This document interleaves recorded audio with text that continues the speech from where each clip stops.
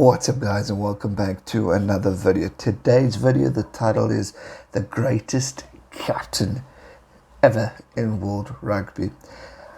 This was obviously caused quite a stir when I think it was a New Zealand rugby pundit created an article and selected his top captains of World Rugby, and he left out one and only Richie McCaw.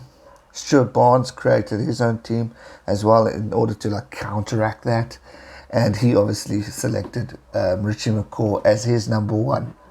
Today I wanted to give my list of greatest captains that I believe are in or have played in World Rugby. It's just remarkable at the talent that we've seen. Obviously we're going to agree to disagree, so let me know in the comment section down below. But before we get into my top captains, hit that subscribe button and turn on those bell notifications so you're always up to date with future uploads. We might not have rugby on our TVs at the moment, but I'm going to do what I can to get rugby out as much as I can on this channel. So hit that subscribe button, join the G Nation, and I'll keep you entertained with rugby content. But let's get to the top captains that I selected. Here's a montage of who I think are the top captains in no particular order except for number one.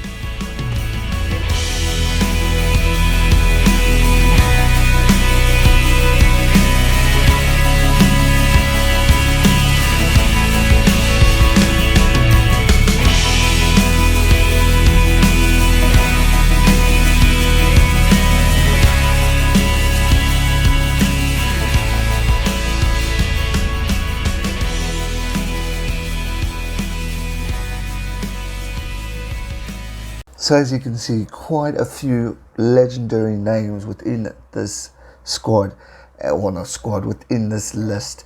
I mean, there's some greats, and obviously some greats that Stuart would have selected, some greats that New Zealand scribe would have selected, and obviously some greats that you guys would have selected, and obviously some that you might have not. I decided to add in teams. I tried to make it as mixed from around the world as possible.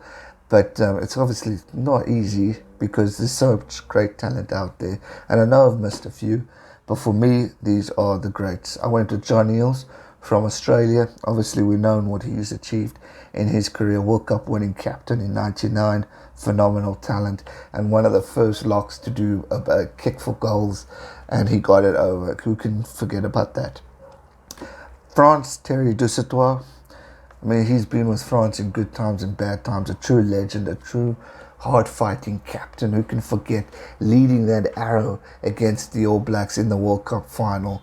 True ambassador for French rugby and a great player. Sean Fitzpatrick. I mean, jeepers. If there's a legend in New Zealand rugby, he's definitely one of them. Known to be a little bit of a dirty bugger, but pure talent. And obviously 1995 World Cup final, he was a part of that. A true ambassador for New Zealand rugby. You often see him in the commentary panel. We've got a lot of respect for him as South Africans, and I think he's just a genius in what he does. One of my dad's favourite All Black players as well. Sergio Parisse. I mean, flip it. There's an Italian great rugby player. He is one of them. One of the most capped players in Italian rugby. A legendary captain who just gives it his absolute all, doesn't want to retire, but unfortunately due to Six Nations being postponed and all that stuff, he had to indeed. But a phenomenal inspiration to rugby fans in Italy, and hopefully we can see someone just as good in the near future. Augustin Pichot, forgive me if I said his name wrong, a legendary scrum half from Argentina. He's definitely one player who caught my mind in 2007. Obviously, I was a youngster. I think I was in grade 10 or 9. And I remember watching him in the semi-final against South Africa.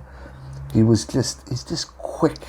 He's confident. He's a cocky, typical, brilliant scrum half. And I've never forgotten the way he led his team in that situation and the emotion he showed for how proud he is to be an Argentine rugby player. He really, for me, is a legend.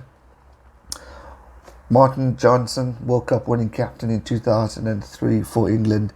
Another freaking solid rugby player, another one known to be a bit dirty as well, but experienced, a legend, and achieved a lot in his career with the Grand Slams for Six Nations, with the World Cup win. I mean, you can never forget that win if you're an England fan, or if you're a rugby fan, because that drop goal went down in history when Johnny Wilkinson did it, and Martin Johnson lifting that trophy with pride for his country was truly a remarkable experience as well.